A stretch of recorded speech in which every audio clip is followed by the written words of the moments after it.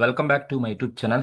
ಈ ಒಂದು ವಿಡಿಯೋದಲ್ಲಿ second semester B Com Bengaluru university ಏನಿದ್ದೀರಾ ಆ ಸ್ಟೂಡೆಂಟ್ಸ್ಗೆ ಬ್ಯಾಂಕಿಂಗ್ ಆಪರೇಷನ್ ಅನ್ನೋ ಸಬ್ಜೆಕ್ಟಲ್ಲಿ credit control techniques used by Reserve bank of India, simple ಆಗಿ ಮಾನಿಟರಿ ಪಾಲಿಸಿ ಟೂಲ್ಸ್ ಅಥವಾ techniques, instruments, credit control techniques ಅಥವಾ measures taken by Reserve bank of India to control credit ಅಂತ ಯಾವ ಥರ ಬೇಕಾದರೂ ಕೇಳ್ಬೋದು.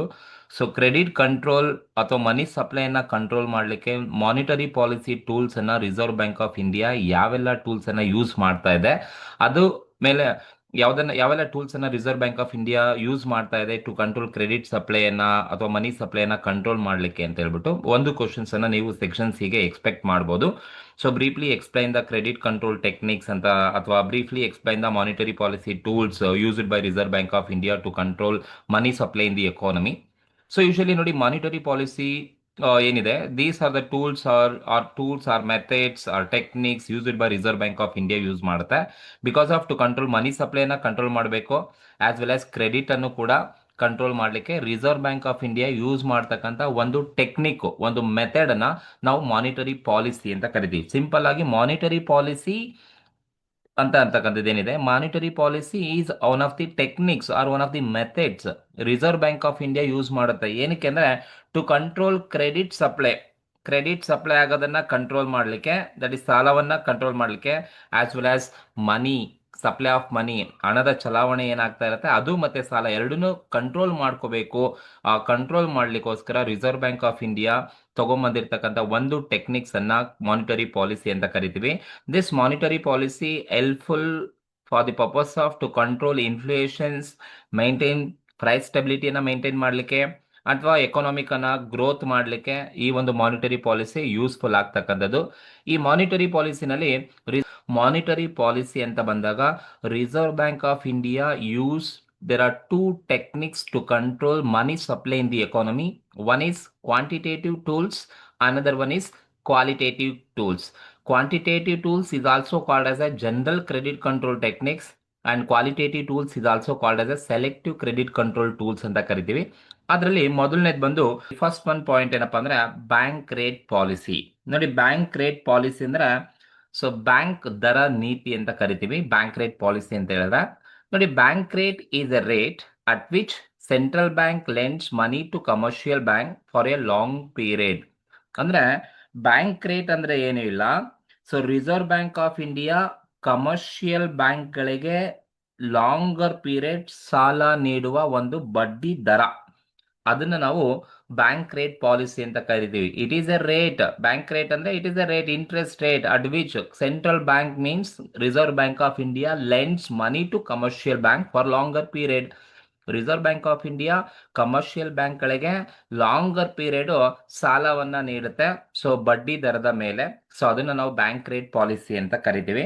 ಸೊ ಅದರಿಂದ ಹೇಗೆ ಕ್ರೆಡಿಟ್ ಕಂಟ್ರೋಲ್ ಅನ್ನ ಮಾಡಬಹುದು, reserve bank of India commercial ಬ್ಯಾಂಕ್ಗಳಿಗೆ ಸಾಲ ಕೊಡೋದ್ರಿಂದ ಯಾವ ತರ ಕ್ರೆಡಿಟ್ ಕಂಟ್ರೋಲ್ ಆಗುತ್ತೆ ಅಂತ ಹೇಳಿದ್ರೆ ನೋಡಿ, ಇಲ್ಲಿ if the bank rate increase, bank rate ಅಂದ್ರೆ ಬಡ್ಡಿ ದರ ಜಾಸ್ತಿ ಆದಷ್ಟು, ಅಂದ್ರೆ reserve bank of India bank rate ಅನ್ನ ಜಾಸ್ತಿ ಮಾಡಿದ್ರೆ, ಇಂಟ್ರೆಸ್ಟ್ ರೇಟ್ ಅನ್ನ ಜಾಸ್ತಿ ಮಾಡಿದ್ರೆ ಬಾರೋಯಿಂಗ್ ಬಿಕೇಮ್ ಕಾಸ್ಟ್ಲಿ. ಕಮರ್ಷಿಯಲ್ ಬ್ಯಾಂಕ್ಗಳು ಸಾಲ ತಗೊಳ್ಳೋದರ ತುಂಬಾ ಜಾಸ್ತಿ ಸಾಲ ತಗೊಳ್ಳೋದಿಲ್ಲ, ಕಡಿಮೆ ಸಾಲವನ್ನ ತಗೊಳ್ತಾರೆ. ಯಾಕೆಂದ್ರೆ ಕಾಸ್ಟ್ ಜಾಸ್ತಿ ಇರುತ್ತೆ, ಇಂಟ್ರೆಸ್ಟ್ ರೇಟ್ ಜಾಸ್ತಿ ಇರುತ್ತೆ. ಸೊ ಬ್ಯಾಂಕ್ಗಳೇ ಸಾಲವನ್ನ ಕಡಿಮೆ ತಗೊಳ್ತಾ ಇದಾವೆ ರಿಸರ್ವ್ ಬ್ಯಾಂಕ್ ಆಫ್ ಇಂಡಿಯಾ ಅಂತ ಹೇಳಿದ್ರೆ ಕ್ರೆಡಿಟ್ ಕೂಡ ಡಿಕ್ರೀಸ್ ಆಗ್ತಾ ಹೋಗುತ್ತೆ.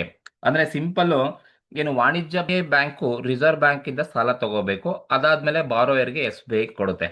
ಈಗ ಎಸ್ ಬಿ ಐಯು ರಿಸರ್ವ್ ಬ್ಯಾಂಕ್ ಇಂದ ಸಾಲ ತಗೋಬೇಕಾದ್ರೆ ರಿಸರ್ವ್ ಬ್ಯಾಂಕು ಎಸ್ ಬಿ ಐಗೆ ಇಂಟ್ರೆಸ್ಟ್ ಅನ್ನ ಚಾರ್ಜ್ ಮಾಡುತ್ತೆ. ಏಕೆಂದ್ರೆ ಅದನ್ನೇ ಬ್ಯಾಂಕ್ ರೇಟ್ ಅಂದ್ರೆ bank rate is a rate at which Reserve bank of India lends money to commercial bank for a longer period. Interest ನ ಜೊತೆಗೆ longer period Reserve bank of India commercial bank ಗಳಿಗೆ interest ಅನ್ನ charge ಮಾಡ್ತವೆ. ಯಾವಾಗ Reserve bank of India interest rate ಅನ್ನ ಜಾಸ್ತಿ ಮಾಡಿದ್ರೆ, bank rate ಅನ್ನ ಜಾಸ್ತಿ ಮಾಡಿದ್ರೆ ಕಮರ್ಷಿಯಲ್ ಬ್ಯಾಂಕ್ಗಳು ಸಾಲವನ್ನ ಕಡಿಮೆ ತಗೊಳ್ತವೆ. ಸಾಲವನ್ನ ಕಡಿಮೆ ತಗೊಂಡ್ರೆ ಸೊ ಆ ಕಮರ್ಷಿಯಲ್ ಬ್ಯಾಂಕ್ಗಳು ಕೂಡ ಕಸ್ಟಮರ್ಗೆ ಲೋನ್ಸ್ ಅಂಡ್ ಅಡ್ವಾನ್ಸಸ್ ಅನ್ನ ಕಡಿಮೆ ಕೊಡ್ತಾರೆ. ಆ ಮುಖಾಂತರ ಮನಿ ಸಪ್ಲೈಯನ್ನ, ಕ್ರೆಡಿಟ್ ಕಂಟ್ರೋಲ್ ಅನ್ನ ಮಾಡಬಹುದು. ಯಾಕೆಂದ್ರೆ ನಾನು ಸಾಲ ತಗೊಳ್ಳೋದೇ ಕಡಿಮೆ, ಸೊ ನಾನೇ ಕಡಿಮೆ ಸಾಲ ತಗೊಂಡಿದ್ದೀನಿ ಅಂದ್ರೆ ಲೋನ್ಸ್ ಅಂಡ್ ಅಡ್ವಾನ್ಸಸ್ ಕೂಡ ನಾನು ಕಡಿಮೆನೆ ಕೊಡ್ತೀನಿ ಅಂತ ಅರ್ಥ. Suppose in case ಸೊ ನೋಡಿ, ಬ್ಯಾಂಕ್ ರೇಟ್ ನ ಜಾಸ್ತಿ ಮಾಡಿದ್ರೆ ಸೊ ಬ್ಯಾಂಕ್ಗಳು ಕಸ್ಟಮರ್ಗೆ ಲೋನ್ಸ್ ಅಂಡ್ ಅಡ್ವಾನ್ಸ್ ನ ಕೊಡೋದನ್ನ ಕಡಿಮೆ ಮಾಡ್ತವೆ. ಇದು ಉಲ್ಟಾ ಬೇಕಾದ್ರೂ ಮಾಡ್ಬೋದು. ಇಫ್ ಬ್ಯಾಂಕ್ ರೇಟ್ ಡಿಕ್ರೀಸ್ ಅಂದ್ರೆ ಸೆಂಟ್ರಲ್ ಬ್ಯಾಂಕು ಕಮರ್ಷಿಯಲ್ ಬ್ಯಾಂಕ್ಗಳಿಗೆ ಸಾಲವನ್ನ ತುಂಬಾ ಈಸಿಯಾಗಿ ಕೊಡ್ತಾ ಇದೆ, ಕಡಿಮೆ ರೇಟಾಗಿ ಕೊಡ್ತಾ ಇದೆ ಅಂತ ಹೇಳಿದ್ರೆ ಬ್ಯಾಂಕ್ ಕ್ಯಾನ್ ಬಾರೋ ಮೋರ್, ತುಂಬಾ ಸಾಲವನ್ನ ಬ್ಯಾಂಕ್ಗಳು ರಿಸರ್ವ್ ಬ್ಯಾಂಕ್ ಆಫ್ ಇಂದ ತಗೊಂಡ್ಬರ್ಬೋದು. ಸೊ ಈಗ ಕಡಿಮೆ ರೇಟಾಗಿ ಇಂಟ್ರೆಸ್ಟ್ ಸಿಗ್ತಾ ಕಡಿಮೆ ಇಂಟ್ರೆಸ್ಟ್ಗೆ ಜಾಸ್ತಿ ದುಡ್ಡು ಕೊಡ್ತಾರೆ ಅಂತ ಹೇಳಿದ್ರೆ, ಕಡಿಮೆ ಇಂಟ್ರೆಸ್ಟ್ಗೆ ನಿಮಗೆ ಲೋನ್ ಕೊಡ್ತಾರೆ ಅಂತ ಹೇಳಿದ್ರೆ ಬ್ಯಾಂಕ್ಗಳು ಏನ್ ಮಾಡ್ತವೆ, ಜಾಸ್ತಿ ಸಾಲ ತಗೊಂಬಂದ್ಬಿಡ್ತಾರೆ. ಆ ತಗೊಂಬಂದ್ಬಿಟ್ಟು ಈಸಿಯಾಗಿ ಕಸ್ಟಮರ್ಸ್ಗೆ ಲೋನ್ಸ್ ಅಂಡ್ ಅಡ್ವಾನ್ಸಸ್ ಅನ್ನ ಜಾಸ್ತಿನೇ ಕೊಟ್ಬಿಡ್ತಾರೆ. ಸೊ ಹಾಗಾಗಿ ಈ ಒಂದು ಬ್ಯಾಂಕ್ ರೇಟ್ ಅಂತಕ್ಕಂಥದ್ದು ಕೂಡ ಒಂದು rate, reserve bank of India commercial ಬ್ಯಾಂಕ್ಗಳ ಮೇಲೆ ವಿಧಿಸ್ತಕ್ಕಂಥ ಒಂದು ರೇಟ್ ಅನ್ನ ನಾವು ಬ್ಯಾಂಕ್ ರೇಟ್ ಅಂತ ಕರಿತೀವಿ. ಬ್ಯಾಂಕ್ ರೇಟ್ ಜಾಸ್ತಿ ಆದ್ರೆ ಬಾರೋಯಿಂಗ್ಸ್ ಕಡಿಮೆ ಆಗುತ್ತೆ ಬ್ಯಾಂಕ್ಗಳದು, ಅದೇ ತರ ಲೋನ್ಸ್ ಅಂಡ್ ಅಡ್ವಾನ್ಸಸ್ ಕೂಡ ಕಡಿಮೆ ಆಗುತ್ತೆ. ಸಪೋಸ್ ಬ್ಯಾಂಕ್ ರೇಟ್ ಏನಾದರೂ ಕಡಿಮೆ ಆದ್ರೆ ಬ್ಯಾಂಕ್ಗಳು ಜಾಸ್ತಿ ಸಾಲ ತಗೊಂಡ್ಬಂದ್ಬಿಡ್ತವೆ. ಸೊ ಅದೇ ತರ ಜಾಸ್ತಿ ಲೋನ್ಸ್ ಅಂಡ್ ಅಡ್ವಾನ್ಸಸ್ ಅನ್ನ ಸೊ ಕಸ್ಟಮರ್ಸ್ಗೆ ಕೊಡ್ಬೋದು. ಸೊ ಆ ಮುಖಾಂತರ ಕ್ರೆಡಿಟ್ ಕನ್ನ ಕಂಟ್ರೋಲ್ ಮಾಡ್ಬೋದು. ಈಗ ಮನಿ ಸಪ್ಲೈ ಮಾರ್ಕೆಟ್ ಅಲ್ಲಿ ಜಾಸ್ತಿ ಇದೆ ಅಂತ ಹೇಳಿದ್ರೆ ಬ್ಯಾಂಕ್ ರೇಟ್ ಅನ್ನ ಜಾಸ್ತಿ ಮಾಡ್ತಾರೆ, ಮನಿ ಸಪ್ಲೈ ಕಡಿಮೆ ಇದೆ ಅಂತ ಹೇಳಿದ್ರೆ ಬ್ಯಾಂಕ್ ರೇಟ್ ಅನ್ನ ಕಡಿಮೆ ಮಾಡ್ಬೋದು. ಅದು ಒಂದು ಕ್ರೆಡಿಟ್ ಕಂಟ್ರೋಲ್ ಟೆಕ್ನಿಕ್ ಅಂತ ಕರಿತೀವಿ. ಸೆಕೆಂಡ್ ಒನ್ ರೆಪೋ ರೇಟ್ ಅಂತ ಇದೆ. ನೋಡಿ, repo rate is also one of the rate at which commercial bank borrow short term funds from the central bank against government security. Repo rate ಕೂಡ ಒಂದು rate, interest rate ತರಾನೇ commercial ಬ್ಯಾಂಕ್ಗಳು ಏನು short term loans ಅನ್ನ advances ಅನ್ನ central Reserve bank of India ಇಂದ ತಗೊಂಡ್ಬರಬೇಕು against ಯಾವ್ದಾದ್ರು ಸೆಕ್ಯೂರಿಟೀಸ್ ಅನ್ನ ಮೇಲೆ. ಸೊ ಅದ್ರ ಮೇಲೆ ವಿಧಿಸ್ತಕ್ಕಂಥ ಒಂದು ರೇಟ್ ಅನ್ನ ನಾವು ರೆಪೋ ರೇಟ್ ಅಂತ ಕರಿತಾ ಹೋಗ್ತೀವಿ. ಸೊ ರೆಪೋ ಅಂದ್ರೆ ವಾಣಿಜ್ಯ ಬ್ಯಾಂಕ್ಗಳು ತಮ್ಮ ಒಂದು ಎಮರ್ಜೆನ್ಸಿ ಅಗತ್ಯತೆ ಏನಿರುತ್ತೆ ಅದಕ್ಕಾಗಿ ಸೆಕ್ಯೂರಿಟೀಸ್ ಅನ್ನ ಅಡ ಇಟ್ಟು ಆರ್ ಬಿ ಐನಿಂದ ಶಾರ್ಟ್ ಟರ್ಮ್ ಸಾಲವನ್ನ ತಗೊಳ್ತಕ್ಕಂಥದ್ದನ್ನ ರೆಪೋ ರೇಟ್ ಅಂತ ಕರಿತಾ ಹೋಗ್ತೀವಿ. ಸೊ ಇಲ್ಲೂ ಅಷ್ಟೇ, ರೆಪೋ ರೇಟ್ ಅನ್ನ ಜಾಸ್ತಿ ಮಾಡಿದ್ರೆ ಮನಿ ಸಪ್ಲೈ ರೆಡ್ಯೂಸ್ ಆಗ್ತಾ ಹೋಗುತ್ತೆ. ರೆಪೋ ರೇಟ್ ಜಾಸ್ತಿ ಮಾಡಿದ್ರೆ ಮನಿ ಸಪ್ಲೈನ ಕಡಿಮೆ ಮಾಡ್ತಾ ಹೋಗ್ಬೋದು. ಅಟ್ ದಿ ಸೇಮ್ ಟೈಮ್ ಉಲ್ಟ ರಿವರ್ಸ್ ಬೇಕಾದ್ರೂ ಮಾಡ್ಬೋದು. ರೆಪೋ ರೇಟ್ ಅನ್ನ ಡಿಕ್ರೀಸ್ ಮಾಡಿದ್ರೆ ಸೊ ಮನಿ ಸಪ್ಲೈ ಜಾಸ್ತಿ ಆಗ್ತಾ ಹೋಗುತ್ತೆ. ಅಂದ್ರೆ ರೆಪೋ ರೇಟ್ ಅನ್ನ ನೀನ್ ಜಾಸ್ತಿ ಮಾಡ್ತೀಯಾ, ಸೊ ಮಾರ್ಕೆಟ್ ಅಲ್ಲಿ ಮನಿ ಸಪ್ಲೈ ಕಡಿಮೆ ಆಗುತ್ತೆ. ಸಪೋಸ್ ನೀವು ರೆಪೋ ರೇಟ್ ಅನ್ನ ಸ್ವಲ್ಪ ಕಡಿಮೆ ಮಾಡಿದ್ರೆ ಮಾರ್ಕೆಟ್ ಅಲ್ಲಿ ಮನಿ ಸಪ್ಲೈ ಅಂತಕ್ಕಂಥದ್ದು ಇನ್ಕ್ರೀಸ್ ಆಗುತ್ತೆ. ಸೊ ಮಾರ್ಕೆಟ್ ಅಲ್ಲಿ ಯಾವ ತರ ಸಿಚುಯೇಷನ್ಸ್ ಇದೆ ಆ ತಕ್ಕನಾಗೆ Reserve bank of India modify ಮಾಡ್ಕೊಳ್ತಾ ಆಗುತ್ತೆ. ಜಾಸ್ತಿ ಇದೆ ಕಮ್ಮಿ ಮಾಡಬೇಕಾ, ರೆಪೋ ರೇಟ್ ನ ಜಾಸ್ತಿ ಮಾಡಿ. ಕಡಿಮೆ ಇದೆ ಸೊ ಹಾಗಾಗಿ ಮನಿ ಸಪ್ಲೈನ ಕ್ರಿಯೇಟ್ ಮಾಡಬೇಕು ಅಂದ್ರೆ ರೆಪೋ ರೇಟ್ ಅನ್ನ ಕಡಿಮೆ ಮಾಡಬಹುದು. ದೆನ್ ರಿವರ್ಸ್ ರೆಪೋ ರೇಟ್ ಅಂತ ಕರಿತೀವಿ. Reverse repo rate is also one of the rate at which central bank borrow money from commercial bank. ನೋಡಿ, ರೆಪೋ ರೇಟ್ ಅಂದ್ರೆ ಸೆಂಟ್ರಲ್ ರಿವರ್ಸ್ ರೆಪೋ ರೇಟ್ ಅಂತ ಹೇಳಿದ್ರೆ ರಿಸರ್ವ್ ಬ್ಯಾಂಕ್ ಆಫ್ ಇಂಡಿಯಾನೇ commercial ಬ್ಯಾಂಕ್ಗಳಿಂದ ಸಾಲವನ್ನ ತಗೊಳ್ತಾ ಹೋಗುತ್ತೆ. ಯಾವುದು, ರಿಸರ್ವ್ ಬ್ಯಾಂಕ್ ಆಫ್ ಇಂಡಿಯಾನೇ ಕಮರ್ಷಿಯಲ್ ಬ್ಯಾಂಕ್ ಇಂದ ಸಾಲ ತಗೊಳ್ತಕ್ಕಂಥದ್ದು. ಸೊ ಯಾವಾಗ ಇದು ಮಾಡ್ತಿದ್ರೆ ಮಾರ್ಕೆಟ್ ಅಲ್ಲಿ ಮನಿ ಸಪ್ಲೈ ಜಾಸ್ತಿ ಇದೆ ಅಂತ ಹೇಳಿದ್ರೆ ರಿಸರ್ವ್ ಬ್ಯಾಂಕ್ ಏನ್ ಮಾಡುತ್ತೆ, ಸೊ ಹೈಯೆಸ್ಟ್ ನೀನು ಸಾಲ ಕೊಟ್ಟಾಗ ಎಷ್ಟು ಇಂಟ್ರೆಸ್ಟ್ ನಿಮಗೆ ಸಿಗುತ್ತೋ ಅದಕ್ಕಿಂತ ಹೆಚ್ಚು ರಿಸರ್ವ್ ಬ್ಯಾಂಕ್ ಆಫ್ ಇಂಡಿಯಾನೇ ಕೊಡುತ್ತೆ ಅಂತ ಹೇಳಿದಾಗ ಸೊ ಕಮರ್ಷಿಯಲ್ ಬ್ಯಾಂಕ್ಗಳು loans and advance reserve bank of ಇಂಡಿಯಾಗೆ ಪ್ರೊವೈಡ್ ಮಾಡ್ತಕ್ಕಂಥದ್ದು. That is what reverse repo rate is the rate at which central bank borrow money from commercial bank ಇಂದನೇ ಸಾಲ ತಗೊಳ್ತಕ್ಕಂಥದ್ದು ರಿವರ್ಸ್ ರೆಪೋ ಅಂತ ಕರಿತೀವಿ. ರೆಪೋ ಅಂದ್ರೆ ಸೆಂಟ್ರಲ್ ಬ್ಯಾಂಕ್ ಕಮರ್ಷಿಯಲ್ ಬ್ಯಾಂಕಿಗೆ loans ಕೊಡೋದು. ರಿವರ್ಸ್ ರೆಪೋ ಅಂತ ಹೇಳಿದ್ರೆ ಸೆಂಟ್ರಲ್ ಬ್ಯಾಂಕ್ ಕಮರ್ಷಿಯಲ್ ಬ್ಯಾಂಕ್ ಇಂದ ಏನು ಮನಿಯನ್ನ ಬಾರೋ ಮಾಡ್ತಕ್ಕಂಥದ್ದು. So higher the reverse repo encourage bank to deposit money with R B I. ನೋಡಿ, ರಿವರ್ಸ್ ರೆಪೋ ರೇಟ್ ಅನ್ನ ಜಾಸ್ತಿ ಮಾಡ್ತಾ ಇದ್ದಾರೆ ಅಂತ ಹೇಳಿದ್ರೆ ಬ್ಯಾಂಕ್ಗಳೆಲ್ಲ ತಮ್ಮ ಡೆಪಾಸಿಟ್ಸ್ ಅನ್ನ ರಿಸರ್ವ್ ಬ್ಯಾಂಕ್ ಆಫ್ ಇಂಡಿಯಾದಲ್ಲಿ ಇಡ್ತಾರೆ. ಆಗ ಎಲ್ಲಾ ಬ್ಯಾಂಕ್ಗಳು ರಿಸರ್ವ್ ಬ್ಯಾಂಕ್ ಆಫ್ ಇಂಡಿಯಾಗೆ ಅಮೌಂಟ್ ಅನ್ನ ಡೆಪಾಸಿಟ್ ಮಾಡ್ತಾ ಹೋದ್ರೆ ಅವ್ರ ಹತ್ರ ಅಮೌಂಟ್ ಕಡಿಮೆ ಆಗುತ್ತೆ. ಸೊ ಅವರು ಲೋನ್ಸ್ ಅನ್ನ ಕೊಡ್ತಕ್ಕಂಥದ್ದು ಕೂಡ ಕಡಿಮೆ ಮಾಡ್ತಾ ಹೋಗುತ್ತೆ. ಅದೇ ತರ ಲೋಯರ್ ರಿವರ್ಸ್ ರೆಪೋ ರೇಟ್ ಅನ್ನ ಮಾಡಿದ್ರೆ so it increasing banking lending ಅನ್ನ ಜಾಸ್ತಿ ಮಾಡ್ತಾ ಹೋಗುತ್ತೆ. ಅಂದ್ರೆ ಅವರು ಅಲ್ಲಿ ಇಡೋದಕ್ಕೆ ಹೋಗೋದಿಲ್ಲ, ಅವಾಗ ಜನಗಳಿಗೆ ಆರಾಮಾಗಿ ಅವರು ಜಾಸ್ತಿ ಲೋನ್ಸ್ ಅಂಡ್ ಅಡ್ವಾನ್ಸಸ್ ಅನ್ನ ಕೊಡಬಹುದು.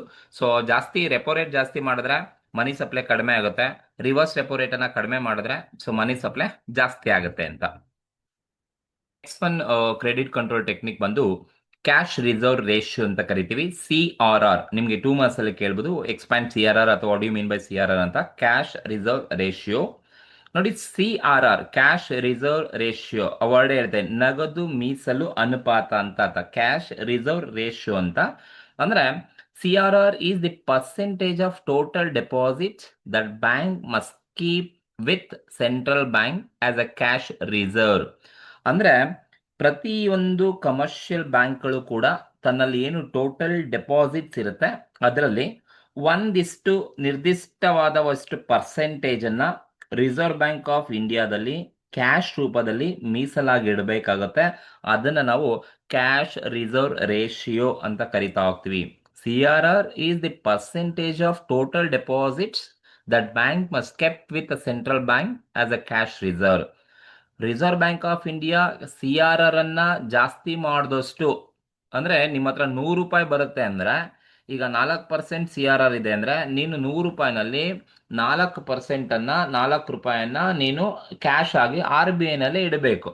ಸರಿನಾ? ಇನ್ನು ನಿನ್ಗೆ ಉಳ್ಕೊಳ್ತಕ್ಕಂಥದ್ದು 96 ರೂಪಾಯಿ ಮಾತ್ರ ಉಳ್ಕೊಳ್ಳುತ್ತೆ. ಸೊ ಸೇಮ್ ಥಿಂಗ್, CRR ಅನ್ನ ನೀವು ಜಾಸ್ತಿ ಮಾಡಿದಷ್ಟು, RBI ಏನಾದ್ರು CRR ನ ಜಾಸ್ತಿ ಮಾಡಿದ್ರೆ ಬ್ಯಾಂಕ್ಗಳಂತ್ರ ಮನಿ ಕಡಿಮೆ ಆಗುತ್ತೆ, ಅವರ ಲೆಂಡಿಂಗ್ ಕೆಪಾಸಿಟಿನೂ ಕೂಡ ಕಡಿಮೆ ಆಗ್ತಾ ಹೋಗುತ್ತೆ. ಯಾಕಂದ್ರೆ ನೀನು ತಗೊಳ್ಳೋ 100 ರೂಪಾಯಿನಲ್ಲಿ ನೀನು ಜಾಸ್ತಿ ಅಮೌಂಟನ್ನು ಕ್ಯಾಶಲ್ಲಿ RBI ನಲ್ಲಿ ಮೇಂಟೈನ್ ಮಾಡಬೇಕು ಅಂತ ಬಂದಾಗ ನಿನ್ನ ಹತ್ರ ಕಡಿಮೆ ಅಮೌಂಟ್ ಉಳ್ಕೊಳ್ಳುತ್ತೆ. ಸೊ ನೀನು ಕಡಿಮೆ ಸಾಲ ಕೊಡಬೇಕಾಗುತ್ತೆ. ಸೇಮ್ ಥಿಂಗ್ ವೈಸಾ ವರ್ಸ, CRR ಅನ್ನ ಲೋಯರ್ ಮಾಡಿದ್ರೆ, ಕಡಿಮೆ ಮಾಡಿದ್ರೆ, ಸೊ ಕ್ರೆಡಿಟ್ ಕ್ರಿಯೇಷನ್ ನ ಜಾಸ್ತಿ ಮಾಡ್ತಾ ಹೋಗುತ್ತೆ. ಸೊ ಈಗ 100 ರೂಪಾಯಿ ಕಲೆಕ್ಟ್ ಮಾಡಿದ್ಯಾ, ನಾನು 4% ಬದಲು 1% ಮಾತ್ರ ಕೊಡಿ ಅಂದ್ರೆ 1 ರೂಪಾಯಿ ಮಾತ್ರ ನಿನ್ಗೆ ಕ್ಯಾಶ್ ಅಲ್ಲಿ ಕೊಡೋ, ಈ 99 ರುಪೀಸ್ನ ನೀನು ಲೋನ್ಸ್ ಅಂಡ್ ಅಡ್ವಾನ್ಸ್ ಕೊಡ್ಕೋ ಅಂತ ಹೇಳುತ್ತೆ.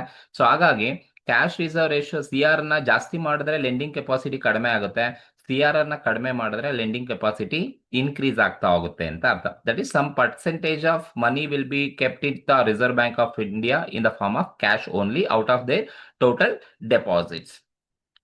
ದ ನೆಕ್ಸ್ಟ್ ಒನ್ ಇರೋದು ಸ್ಟ್ಯಾಟ್ಯುಟರಿ ಲಿಕ್ವಿಡಿಟಿ ರೇಷಿಯೋಸ್ ಅಂತ ಕರಿತಾ ಹೋಗ್ತೀವಿ. ಅಂದ್ರೆ ಶಾಸನಬದ್ಧ ದ್ರವ್ಯತೆಯ ಅನುಪಾತ, ಸ್ಟ್ಯಾಟ್ಯುಟರಿ ಲಿಕ್ವಿಡಿಟಿ ರೇಷಿಯೋಸ್ ಅಂತ ಕರಿತೀವಿ. Year is the same thing. SLR is also one of the percentage. SLR, statutory liquid ratio, is the percentage of deposit that bank must maintain in the form of liquid assets. ನೋಡಿ, CRR some percentage of cash and some percentage of their total deposit they must be maintained in the form of cash. But in case of SLR, the same some percentage of total deposit, the bank must maintain certain percentage of money in the form of liquid assets like gold, like cash, like government securities ಅಲ್ಲಿ maintain ಅನ್ನ ಮಾಡಬೇಕಾಗುತ್ತೆ. Same thing SLR ನ ಜಾಸ್ತಿ ಮಾಡಿದ್ರೆ ಮನಿ supply ಕಡಿಮೆ ಆಗುತ್ತೆ, SLR ನ ಕಡಿಮೆ ಮಾಡಿದ್ರೆ ಮನಿ ಸಪ್ಲೈ ಜಾಸ್ತಿ ಆಗುತ್ತೆ, ಫಂಡ್ಸ್ ಅವೈಲಬಿಲಿಟಿ ಜಾಸ್ತಿ ಇರುತ್ತೆ, ಹಾಗಾಗಿ ಬ್ಯಾಂಕ್ಗಳು ಕೂಡ ಜಾಸ್ತಿ ಅವರು ಸಾಲವನ್ನ ಕೊಡಬಹುದು ಅಂತ ಹೇಳುತ್ತೆ. ಸೊ ಇದು ಒಂದು statutory liquidity ratio in the form of liquid assets ಅಲ್ಲೇ ಮೇಂಟೈನ್ ಮಾಡಬೇಕಾಗುತ್ತೆ. ಗೋಲ್ಡ್ ಅಲ್ಲೋ, ಸೆಕ್ಯೂರಿಟೀಸ್ ಅಲ್ಲೋ, ಕ್ಯಾಶ್ ಅಲ್ಲೋ ಸಮ್ ಪರ್ಸೆಂಟೇಜ್ ಅನ್ನ ಏನು ರಿಸರ್ವ್ ಬ್ಯಾಂಕ್ ಆಫ್ ಇಂಡಿಯಾ ನಿಗದಿಪಡಿಸಿರುತ್ತೆ ಅಷ್ಟು ಪರ್ಸೆಂಟೇಜ್ ಅನ್ನ ಲಿಕ್ವಿಡ್ ಅಸೆಟ್ಸ್ ಅಲ್ಲೇ ಮೇಂಟೈನ್ ಮಾಡಬೇಕು out of their total deposit. And CRR ಕೂಡ ಕ್ಯಾಶ್ ಅಲ್ಲೇ ಮೇಂಟೈನ್ ಅನ್ನ ಮಾಡಿ ಅಂತ ಹೇಳುತ್ತೆ. ಸೊ ಅದು ಕೂಡ ಒಂದು ಕ್ವಾಂಟಿಟೇಟಿವ್ ಕ್ರೆಡಿಟ್ ಕಂಟ್ರೋಲ್ ಟೆಕ್ನಿಕ್ ಅಂತ ಕರಿತೀವಿ. ದ ನೆಕ್ಸ್ಟ್ ಬಂದು ಓಪನ್ ಮಾರ್ಕೆಟ್ ಆಪರೇಷನ್ಸ್ ಅಂತ ಕರಿತೀವಿ. ಸೊ ಅಂದ್ರೆ ಇಲ್ಲಿ ಸೆಂಟ್ರಲ್ ಬ್ಯಾಂಕ್ ಏನು ಗವರ್ನಮೆಂಟ್ ಸೆಕ್ಯೂರಿಟೀಸ್ ಅನ್ನ ಬೈ ಮಾಡ್ಬೋದು, ಸೇಲ್ ಮಾಡ್ಬೋದು ಓಪನ್ ಮಾರ್ಕೆಟ್ ಅಲ್ಲಿ. ಸೊ ಅದನ್ನ ಓಪನ್ ಮಾರ್ಕೆಟ್ ಆಪರೇಷನ್ಸ್ ಅನ್ನ ಕರಿತೀವಿ. ಸೊ ನೋಡಿ, ಮನಿ ಸಪ್ಲೈ ಮಾರ್ಕೆಟ್ ಅಲ್ಲಿ ಜಾಸ್ತಿ ಇದೆ, ಅದನ್ನ ನಾವು ಕಡಿಮೆ ಮಾಡಬೇಕು ಅಂತ ಹೇಳಿದ್ರೆ, so selling securities open market ಅಲ್ಲಿ RBI ಸೆಕ್ಯೂರಿಟೀಸ್ ಅನ್ನ ಸೇಲ್ ಮಾಡ್ತಾ ಹೋಗುತ್ತೆ. ಸೊ ಅವಾಗ ಮನಿ ಸಪ್ಲೈನ ರಿಡ್ಯೂಸ್ ಮಾಡ್ಬೋದು. ಯಾಕಂದ್ರೆ ಸೆಕ್ಯೂರಿಟೀಸ್ ನ ಸೇಲ್ ಮಾಡಿದ್ರೆ ಜನ ಎಲ್ಲ ಸೆಕ್ಯೂರಿಟೀಸ್ ಮೇಲೆ ಇನ್ವೆಸ್ಟ್ ಮಾಡ್ತಾರೆ. ಸೊ ಮನಿ ಸಪ್ಲೈ ಮಾರ್ಕೆಟ್ ಅಲ್ಲಿ ಕಡಿಮೆ ಆಗ್ಬೋದು. At the same time money supply ಕಡಿಮೆ ಇದೆ ಅಂತ ಹೇಳಿದಾಗ ರಿಸರ್ವ್ ಬ್ಯಾಂಕ್ ಆಫ್ ಇಂಡಿಯಾ ಏನು ಸೆಕ್ಯೂರಿಟೀಸ್ ಅನ್ನ ಬೈ ಮಾಡ್ಬೋದು for the purpose of to increase money ಸಪ್ಲೈನ ಇನ್ಕ್ರೀಸ್ ಮಾಡ್ಲಿಕ್ಕೆ. ಸೊ ಇವೆಲ್ಲ ಕ್ರೆಡಿಟ್ ಕಂಟ್ರೋಲ್ ಟೆಕ್ನಿಕ್ ಇರ್ತಕ್ಕಂಥದ್ದು. So quantitative credit control technique ಅಂತ ಕರಿತಾ ಹೋಗ್ತೀವಿ. ಒಂದು ಬ್ಯಾಂಕ್ ರೇಟು, ಇನ್ನೊಂದು repo rate, reverse repo rate, cash reserve ratio, statutory liquidity ratio and open market operation. ಇವೆಲ್ಲ ಕ್ವಾಂಟಿಟೇಟಿವ್ ಕ್ರೆಡಿಟ್ ಕಂಟ್ರೋಲ್ ಅಥವಾ ಜನರಲ್ ಕ್ರೆಡಿಟ್ ಕಂಟ್ರೋಲ್ ಟೆಕ್ನಿಕ್ಸ್ ಅಲ್ಲಿ ಬರ್ತಕ್ಕಂಥದ್ದು. ಕ್ರೆಡಿಟ್ ಕಂಟ್ರೋಲ್ ಟೆಕ್ನಿಕ್ ಯಾವ್ದಪ್ಪ ಅಂತ ಹೇಳಿದ್ರೆ ಕ್ವಾಲಿಟೇಟಿವ್ ಕ್ರೆಡಿಟ್ ಕಂಟ್ರೋಲ್ ಟೆಕ್ನಿಕ್ಸ್. ಈ qualitative credit control techniques ಅನ್ನ ನಾವು ಸೆಲೆಕ್ಟಿವ್ ಕ್ರೆಡಿಟ್ ಕಂಟ್ರೋಲ್ ಅಂತ ಬೇಕಾದ್ರೂ ಕರಿಬಹುದು. ಇದರಲ್ಲಿ ಏನೆಲ್ಲ ಬರುತ್ತೆ ಅಂದ್ರೆ, ಫಸ್ಟ್ ಒನ್ ನೋಡಿ, ಮಾರಲ್ ವೇರಿಯೇಷನ್ಸ್ ಇದೆ, ಕ್ರೆಡಿಟ್ ರೋಷನಿಂಗ್ ಇದೆ, ಮಾರ್ಜಿನ್ ರಿಕ್ವೈರ್ಮೆಂಟ್ಸ್ ಇದೆ. ಸೊ ಮಾರಲ್ ವೇರಿಯೇಷನ್ಸ್ ಅಂದ್ರೆ ಏನಿಲ್ಲ, reserve central bank gives advice, suggestion, request to commercial bank to follow certain policies. ಅಂದ್ರೆ ರಿಸರ್ವ್ ಬ್ಯಾಂಕ್ ಆಫ್ ಇಂಡಿಯಾ ಕೆಲವೊಂದು ಸಲಹೆಗಳನ್ನ, ಸೂಚನೆಗಳನ್ನ ಸೆಂಟ್ರಲ್ ಬ್ಯಾಂಕು ಕಮರ್ಷಿಯಲ್ ಬ್ಯಾಂಕ್ಗಳಿಗೆ ಅಡ್ವೈಸ್ ಮಾಡ್ತಾ ಹೋಗುತ್ತೆ, ಪಾಲಿಸೀಸನ್ನು ಫಾಲೋ ಮಾಡ್ಕೊಂಡು ಹೋಗಿ ಅಂತ ಹೇಳ್ಬಿಟ್ಟು ರಿಸರ್ವ್ ಬ್ಯಾಂಕ್ ಆಫ್ ಇಂಡಿಯಾ ಕೆಲವೊಂದು ಅಡ್ವೈಸನ್ನು, ಸಜೆಷನ್ಸನ್ನು, ರಿಕ್ವೆಸ್ಟನ್ನು ಕಮರ್ಷಿಯಲ್ ಬ್ಯಾಂಕ್ಗಳಿಗೆ ಹೇಳ್ತಾ ಹೋಗುತ್ತೆ ಫಾಲೋ ಮಾಡ್ಕೊಂಡು ಹೋಗಿ ಅಂತ.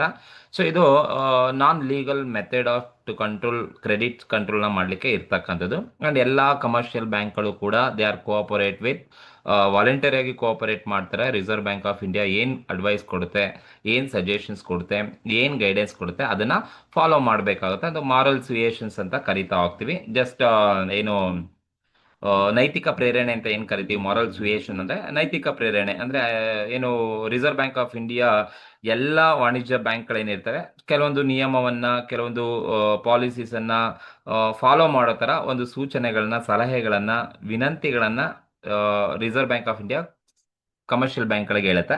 ಸೊ ಅದನ್ನ ಯಾವುದೇ ಒಂದು ಒತ್ತಡವಿಲ್ಲದೆ ರಿಸರ್ವ್ ಬ್ಯಾಂಕ್ ಆಫ್ ಇಂಡಿಯಾ ಏನು ಹೇಳುತ್ತೆ ಅದನ್ನ ಫಾಲೋ ಮಾಡ್ಕೊಂಡು ಹೋಗ್ತಕ್ಕಂಥದ್ದು. ಸೊ ಆ ಮುಖಾಂತರ ಅವರ ಒಂದು ಪಾಲಿಸಿನ ಫಾಲೋ ಮಾಡೋ ಮುಖಾಂತರ ಕ್ರೆಡಿಟ್ ಕಂಟ್ರೋಲ್ನ ಮಾಡ್ಬೋದು. ಎರಡನೇದು ಬಂದು ಕ್ರೆಡಿಟ್ ರೋಷನಿಂಗ್ ಅಂತ ಕರಿತೀವಿ. ಅಂದರೆ central bank fix the limits on the amount of loans given by commercial bank. ನೋಡಿ, ನೀವು ಯಾವುದೇ ಕಮರ್ಷಿಯಲ್ ಬ್ಯಾಂಕ್ ಹೋಗಿ ಎಷ್ಟು ಬೇಕೋ ಅಷ್ಟು amount of loans and advances ಅನ್ನ ಕೊಡೋದಿಲ್ಲ. ಕೇಂದ್ರ ಬ್ಯಾಂಕ್ ಏನಿದೆ, ರಿಸರ್ವ್ ಬ್ಯಾಂಕ್ ಆಫ್ ಇಂಡಿಯಾ ಏನು ಮಾಡುತ್ತೆ, ಕಮರ್ಷಿಯಲ್ ಬ್ಯಾಂಕ್ಗಳಿಗೆ ಯಾವ್ಯಾವ ಕ್ಷೇತ್ರಕ್ಕೆ, ಯಾವ್ಯಾವ ಉದ್ದೇಶಕ್ಕೆ ನೀವು ಎಷ್ಟು ಮ್ಯಾಕ್ಸಿಮಮ್ ಅಮೌಂಟನ್ನು ಕೊಡ್ಬೋದು ಅಂತ ಮೊದಲೇ ಡಿಸೈಡ್ ಮಾಡಿರುತ್ತೆ. ಅವರು ಅದಕ್ಕಿಂತ ಜಾಸ್ತಿ ಅವರು ಲೋನ್ಸ್ ಆ್ಯಂಡ್ ಅಡ್ವಾನ್ಸಸ್ಸನ್ನು ಕೊಡೋಕ್ಕೆ ಅದಕ್ಕಿಂತ ಜಾಸ್ತಿ ಲೋನ್ಸ್ ಆ್ಯಂಡ್ ಅಡ್ವಾನ್ಸನ್ನು ಕೊಡಲಿಕ್ಕೆ ಸಾಧ್ಯ ಇಲ್ಲ. ಈಗ ಅಗ್ರಿಕಲ್ಚರ್ಗೆ ನೀವು ಮ್ಯಾಕ್ಸಿಮಮ್ ಎಷ್ಟು ಕೊಡ್ಬೋದು, ಇಂಡಸ್ಟ್ರಿಯಲ್ ಸೆಕ್ಟರ್ಗೆ ನೀವು ಮ್ಯಾಕ್ಸಿಮಮ್ ಎಷ್ಟು ಕೊಡ್ಬೋದು ಅಂತ ಅವರೇ ಫಿಕ್ಸ್ ಮಾಡಿರ್ತಾರೆ limits. That is what. So central banks fix limits on the amount of loans given by the commercial banks to the borrowers. So based on their different parameters ಮೇಲೆ ಎಷ್ಟು ಕೊಡ್ಬೋದು ಅನ್ನೋದು ಅವರೇ ಡಿಸೈಡ್ ಮಾಡಿರ್ತಾರೆ. ಸೊ ಅದು it helps to control excessive credit creations ಮಾಡೋದನ್ನ control ಮಾಡುತ್ತೆ. So useful during inflation ಆಗ್ತಾ ಇದೆ ಅಂತ ಸಂದರ್ಭದಲ್ಲಿ, ಹಣದುಬ್ಬರ ಜಾಸ್ತಿ ಆಗ್ತಾ ಇದೆ ಅಂತ ಸಂದರ್ಭದಲ್ಲಿ ಬೆಲೆ ಏರಿಕೆನ ಇಳಿಸಲಿಕ್ಕೆ ಅದು ತುಂಬಾ ಈಸಿ ಆಗ್ತಾ ಹೋಗುತ್ತೆ. ಅಂಡ್ ಥರ್ಡ್ ಒನ್ ಬಂದು ಮಾರ್ಜಿನ್ ರಿಕ್ವೈರ್ಮೆಂಟ್ಸ್ ಅಂತ ಹೇಳ್ತಾರೆ. ಅಂದ್ರೆ margin requirements means nothing but difference between value of security pledged and loans granted. ಈಗ ನಾವು ಒಂದು ಮಾರ್ಜಿನ್ ಆಫ್ ರಿಕ್ವೈರ್ಮೆಂಟ್ ಅಂದ್ರೆ, ಈಗ ನಾನು ಒಂದು ನಮ್ಮ ಮನೆಯನ್ನ ಪ್ಲೆಡ್ಜ್ ಮಾಡ್ಬಿಟ್ಟು ನಾನು ಲೋನ್ ತಗೊಳ್ತೀನಿ ಅಂತ ಹೇಳಿದ್ರೆ, ಸೊ ನಮ್ಮ ಮನೆ ವ್ಯಾಲ್ಯೂ ಒಂದು 10 ಲಕ್ಷ ರೂಪಾಯಿ ಇದೆ ಅಂದ್ರೆ ಅವ್ರು ನನಗೆ ಲೋನ್ ಅನ್ನ ಒಂದು 7 ಲಕ್ಷ ರೂಪಾಯಿ ಕೊಡ್ತಾರೆ ಅನ್ಕೊಳ್ಳಿ. ಈ 3 ಲಕ್ಷ ಕೊಡಲ್ಲ.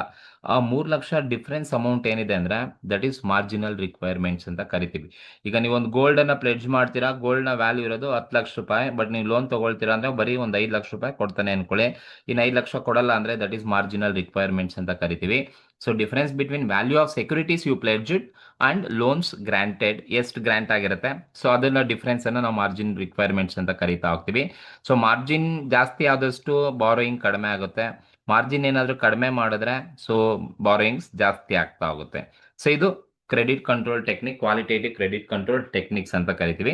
ಸೊ ಇಷ್ಟು ಕೂಡ ನಿಮಗೆ ಟೋಟಲ್ ಆಗಿ ಹೇಳಬೇಕು ಅಂದ್ರೆ ಇವೆಲ್ಲದೂ ಕೂಡ ಕ್ರೆಡಿಟ್ ಕಂಟ್ರೋಲ್ ಅನ್ನ, ಮನಿ ಸಪ್ಲೈನ ಕಂಟ್ರೋಲ್ ಮಾಡಲಿಕ್ಕೆ ರಿಸರ್ವ್ ಬ್ಯಾಂಕ್ ಆಫ್ ಯೂಸ್ ಮಾಡ್ತಿರೋ ಕೆಲವೊಂದು ಟೂಲ್ಸ್ ಅಥವಾ ಟೆಕ್ನಿಕ್ಸ್ ಅಂತ ಕರಿತಾ ಹೋಗ್ತೀವಿ. ಕ್ರೆಡಿಟ್ ಕಂಟ್ರೋಲ್ ಇನ್ಸ್ಟ್ರೂಮೆಂಟ್ಸ್ ಅಂತ ಬೇಕಾದ್ರೂ ನಾವು ಕರಿಬಹುದು.